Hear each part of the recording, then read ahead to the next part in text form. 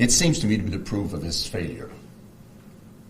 If he believed that 25% were hard enough on us to have us bend the knee, he would be satisfied with that. But now he's 50% on aluminum and steel because he uses some Quebec interest to avenge himself against Ontario, which is weird. He would never say something so stupid as to say, okay, 250% tariffs on milk and on lumberwood. 250%. What else? That's the proof of the fact that his policies haven't worked.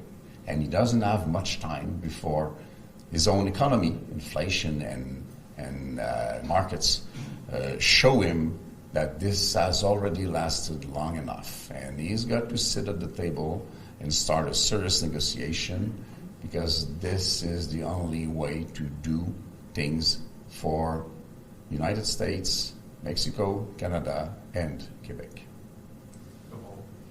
Thank you. Une question, Yves-Francois, Canadian Dimension. Le Canada est en train de payer 19 milliards pour le F-35 de Lockheed Martin, qui est une grande compagnie américaine. Les États-Unis vont contrôler le système d'ordinateur de cet avion de chasse. Maintenant, il y a de plus en plus de voix qui disent que le Canada, avec la négociation avec Trump, on aurait dû repenser tout ce contrat de payer 19 milliards à une compagnie américaine. C'est quoi la position du Bloc sur cette question? Et aussi de dire que l'aérospatiale ici est un peu laissée à côté dans le contrat du F-35. Bon, plusieurs éléments. À sa face même, le contrat du F-35, tel qu'il a été conçu, venait avec un certain nombre d'avantages ou de compensations pour le Québec. On peut être d'accord ou pas d'accord, mais c'était pas ce que c'est devenu. Aujourd'hui, j'entends, comme vous, beaucoup de gens soulever le fait que non seulement il y a une switch off contrôlée aux États-Unis sur l'ensemble des F-35, mais bien au-delà de ça, il y a une dépendance technologique et opérationnelle complète des acheteurs de F-35 face aux États-Unis. Donc, c'est dans un contexte de tension délicat. Par contre, nous ne sommes pas dans un environnement de tension militaire avec les États-Unis au Canada, mais nous sommes conscients toutefois que nos obligations par rapport à l'OTAN, à l'Europe, militairement au sens large, pas seulement les F-35, nous obligent à réfléchir. Je vous dirais que le Bloc est ouvert à réfléchir à cette question-là. On ne peut pas faire comme si ça n'existait pas. Il y a quelque chose de très gros dans la remise en question du contrat des F-35. Je ne suis pas prêt à jouer, à en faire un guédis électoral, là. C'est trop sérieux, mais je reconnais qu'il y a une réflexion à faire. Même au-delà de ça, c'est une réflexion qui est en cours. Je me suis beaucoup documenté là-dessus dans les derniers jours. La réflexion n'est pas complète. You can repeat it in English, please? Oh, what did I do? Okay. There is a very serious reflection to make about this. First, the contract has been signed, and we are somehow committed with those planes. And we are not facing a military conflict with the United States. If anybody tells you that, please tell him to go have a long and strong coffee.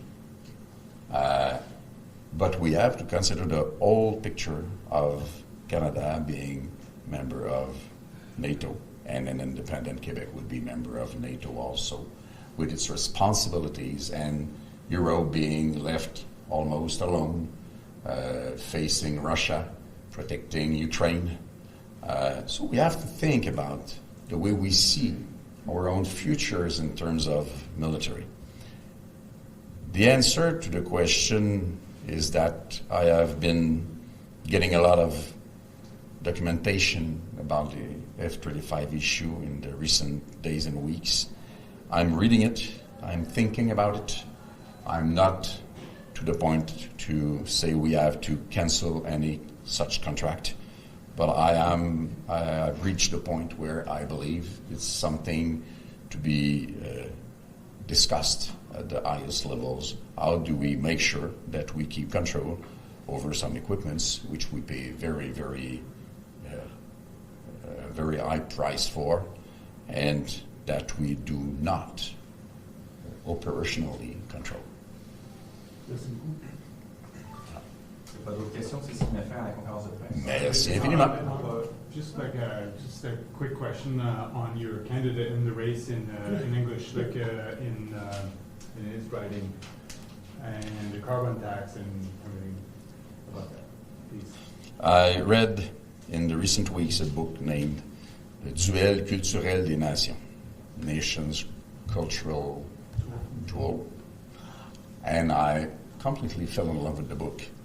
And I wanted this discussion to happen in public space, because most of the time what we hear about politics is 5-second clips on TV. And people who did think a lot before speaking or writing are not so many. And I'm quite a fan of both the book and Emmanuel. And I'm very happy that this discussion about the purpose of a nation, the legitimacy of a nation, and what it is, and what it does, and why it does exist, and why it's the gathering of people who feel they are part of the same thing. This discussion must happen when federal government, both liberals and conservative, intend to use Quebecers' money to fight two laws duly adopted in Quebec Parliament up to the Supreme Court of Canada against us with our money. The law about secularity of the state and the law about the protection and promotion of the French language in Quebec. So that's good and legitimate nationalism, which deserves all of us to think beyond this daily clip that we have. Who are we? What are we going to do? How friendly will we always be with our English citizens or newcomers in Quebec or Canadian neighbors, but as a nation?